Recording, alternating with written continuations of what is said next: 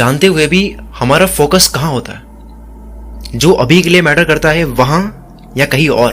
पूछो अपने आप से, 10 साल बाद जो मैटर करेगा वहां फोकस है? इस ब्रेन की, इस दिमाग की सबसे बेस्ट चीज क्या है? मुझे खुद को दिमाग को स्टडी करके, इंसान के दिमाग को ऑब्जर्व करके समझने में बहुत मजा आता है। इस दिमाग की सबसे बेस्ट चीज क्या है?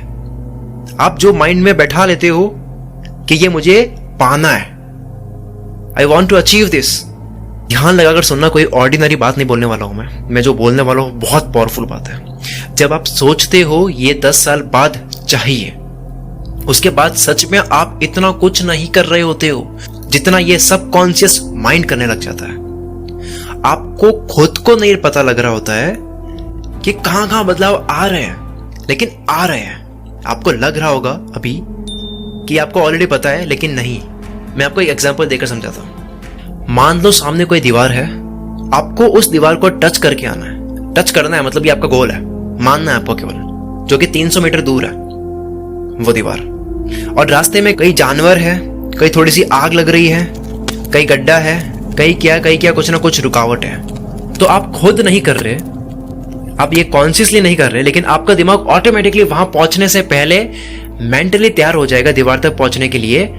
सिर्फ आपसे वही एनर्जी लगवाएगा, सिर्फ उन्हीं रुकावटों के सॉल्यूशंस आपके दिमाग में बनने लग जाएंगे जो आपके रास्ते के बीच में आ रहे हैं, जो काम की चीज है। सेम ऐसा होता है जिंदगी में भी। दीवार को टच करना है, फोकस तगड़ा है एकदम। अगर क्लियर फोकस है, दीवार को टच करना है, दिमाग ऑटोमेटिकली वो सोचने के लिए आपको ऑटोमेटिकली ऐसा माहौल क्रिएट कर लेगा आपके दिमाग के अंदर। ये दिमाग ऑटोमेटिकली आपको फोर्स करेगा उन चीजों के बारे में सोचने के लिए जो मैटर करता है। 5 साल बाद मुझे मिलियनियर बनना है अगर किसी का गोल है, तो उसका दिमाग उसको अलाउ भी नहीं करेगा कि वो छोटा सोचे या छोटे में खुश रहे। ये खुश रहना, डरना, फिक्र करना, ये सब फीलिंग्स कहां होती है? आपके सबकॉन्शियस माइंड में। लेकिन जब माइंड में गोल क्लियर हो जाता है, तब ये इमोशंस भी बदल जाते हैं। आप छोटे में खुश होने की कोशिश करोगे लेकिन हो नहीं पाओगे, क्योंकि माइंड में अच्छे से बैठा लिया है कि मुझे मिलियनियर बनना है, मैं मिलियनियर बनने के लायक हूं। जो इंसान पूरी ताकत से ये सोचकर मान लेता है मुझे ये बनना है, ये बनने के मैं लायक हूं, आई डिजर्व दिस, वो उससे कम चीजों में वो खुश हो ही नहीं पाएगा। ये एडवांटेज भी है, डिसएडवांटेज भी है दिमाग की। एडवांटेज क्या है? ये दिमाग आपको रुकने नहीं देगा, आपको बेचैन कर देगा बड़ा बनने के लिए। और बेचैनी होनी बहुत जरूरी है, नहीं तो आलस आ जाता है। इंसान की बॉडी ऐसी है कि वो चाहती है कि आराम करे। दूसरा डिसएडवांटेज क्या है? डिसएडवांटेज ये है कि मान लो फालतू का कोई ख्वाब आ गया, उसको बहुत ज्यादा चढ़ा दिया दिमाग के अंदर, मुझे ये करना है, लेकिन उसके लिए हद पार मेहनत नहीं करी, जो मेहनत वो काम मांगता है वो नहीं करी। उसकी वजह कोई भी हो सकती है, कोई भी एक इवेंट हो सकता है, या फिर कोई भी वजह हो सकती है, कोई भी लॉजिकल रीजन है कि हाँ यार ये नहीं हो पा रहा है, या कोई कमी हो सकती है। तो वहां किसी और चीज में डिसएडवांटेज सुनना आप, कि वहां आप खुशी ढूंढोगे, आप खुश रह नहीं पाओगे। इसकी डिसएडवांटेज है ये कि ऐसा कोई थॉट क्रिएट कर लिया मुझे ये बनना है, अगर वो नहीं बने तो रह नहीं पाओगे, क्योंकि दिमाग के अंदर उम्मीद बना ली कि मैं ये लायक हूं बनने के, मैं ये क्या कर रहा हूं। तो अच्छा भी है, बुरा भी है। अच्छा क्या है कि आपसे वो करवा ही लेगा फिर भी।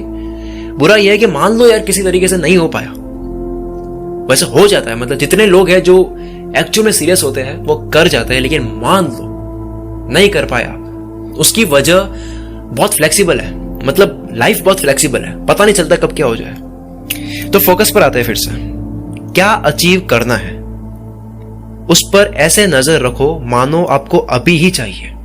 आपके एक्शंस, आपकी बातें, आपकी सोच, आपकी चाल, आपका काम करने का तरीका, आपके डिसीजंस लेने के तरीके उसके अकॉर्डिंग ऑटोमेटिकली होने लग जाएंगे, क्योंकि ये दिमाग, ये खोपड़ी आपको चैन से रहने नहीं देगी, और आप कर ही लोगे। और जब आप कर लोगे, कुछ हाथ पैर मारोगे, एक्शंस लोगे, तो रिजल्ट्स आने ही आने। या तो आप फेल हो गए या सक्सेस हो गए।